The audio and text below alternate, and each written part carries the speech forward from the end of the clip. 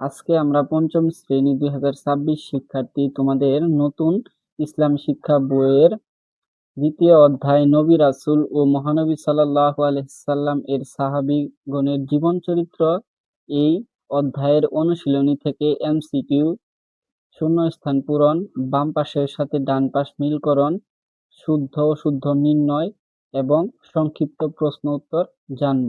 তো চলো শুরু করা যাক। অনুশীলনী 2। 1 সঠিক উত্তরে টিক চিহ্ন দাও। ক হযরত দাউদ আলাইহিস সালাম এর উপর কোন আসমানী কিতাব নাজিল হয়? এখানে সঠিক উত্তর 3 জাব্বুর। খ হযরত ঈসা আলাইহিস সালাম কোন স্থানে জন্মগ্রহণ করেন? এখানে সঠিক উত্তর 2 বেথলেহেমে।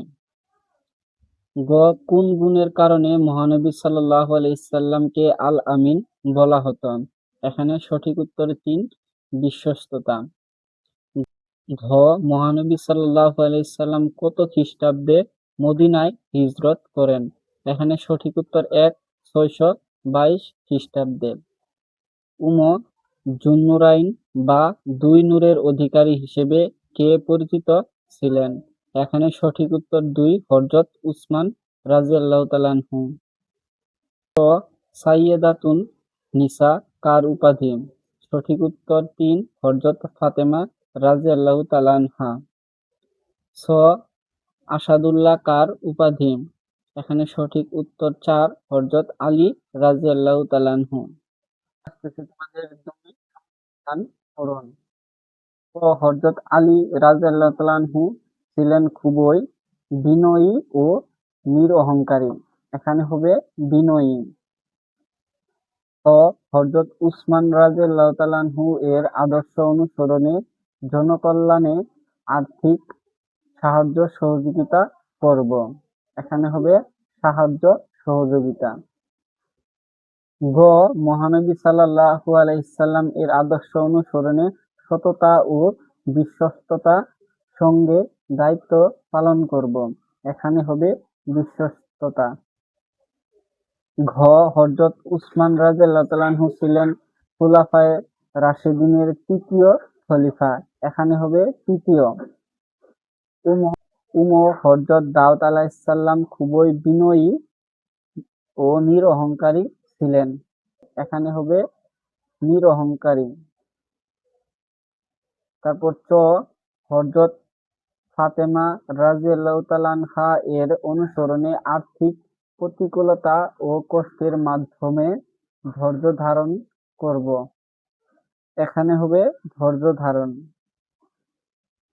তারপরে আসতেছে তোমাদের 3 বাম পাশের সাথে ডান পাশ মিল করো। বাম পাশে আছে ক নাম্বার বাদশাহ তালুত তার কন্যাকে হযরত দাউদ আলাইহিস সালাম এর সঙ্গে বিবাহ দেন। খ হুদায়বিয়ার সন্ধি হলো একটি শান্তি চুক্তি। গ সম্পূর্ণ কুরআন সংকলন করেন হযরত উসমান রাদিয়াল্লাহু তাআলা আনহু।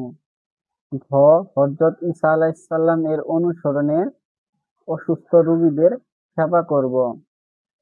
উম হযরত ফাতেমা রাদিয়াল্লাহু তাআলা আনহা হযরত খাদিজা রাদিয়াল্লাহু তাআলা আনহা এর কনিষ্ঠ কন্যা। তারপরে আসতেছে তোমাদের 4 শুদ্ধ অশুদ্ধ নির্ণয়। চলো আমরা শুদ্ধ অশুদ্ধ নির্ণয় করি। ক হযরত দাউদ আলাইহিস সালাম আরবের কুরাইশ বংশে জন্মগ্রহণ করেন। এটা অশুদ্ধ।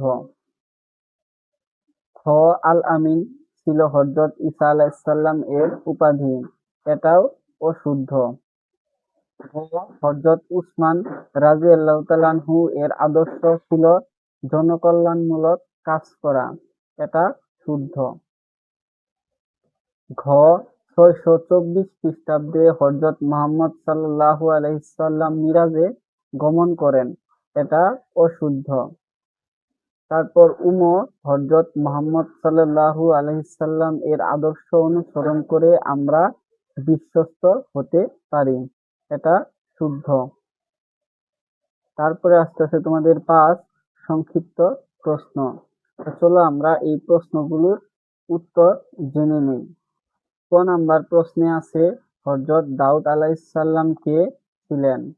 উত্তর, হযরত দাউদ আলাইহিসসালাম ইসলামের একজন নবী ও রাসূল ছিলেন। তারপর খ নাম্বার প্রশ্নে আছে হযরত ঈসা আলাইহিসসালাম এর দুইটি আদর্শ উল্লেখ করো। উত্তর, হযরত ঈসা আলাইহিসসালাম এর দুটি আদর্শ উল্লেখ করা হলো: ১. মহান আল্লাহর প্রতি অগাধ বিশ্বাস ও আস্থা। ২. অসুস্থ রোগীদের সেবা করা। তারপর গ নাম্বার প্রশ্নে আছে হযরত উসমান রাযিয়াল্লাহু তাআলা আনহু এর দুইটি আদর্শ লেখো। উত্তর, হযরত উসমান রাযিয়াল্লাহু তাআলা আনহু এর দুটি আদর্শ হলো: ১. হযরত উসমান রাযিয়াল্লাহু তাআলা আনহু ছিলেন ন্যায় ও ধর্মপরায়ণতার এক অনন্য দৃষ্টান্ত। ২. তিনি ছিলেন উদার ও সাহায্যপরায়ণ। তারপর ঘ নাম্বার প্রশ্নে আছে মহানবী সাল্লাল্লাহু আলাইহি সাল্লাম হযরত আলী রাযিয়াল্লাহু তাআলা আনহুকে কেন জুলফিকার নামক তরবারি উপহার দেন? উত্তর, বদর যুদ্ধে বিশেষ বীরত্বের জন্য মহানবী সাল্লাল্লাহু আলাইহি সাল্লাম হযরত আলী রাযিয়াল্লাহু তাআলা আনহুকে জুলফিকার নামক তরবারি উপহার দেন।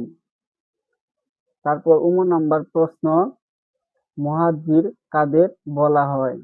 উত্তর, যারা মহানবী সাল্লাল্লাহু আলাইহি সাল্লাম এর নির্দেশে মক্কা থেকে মদিনায় হিজরত করেছিলেন তাদেরকে মুহাজির বা অভিবাসী বলা হয়।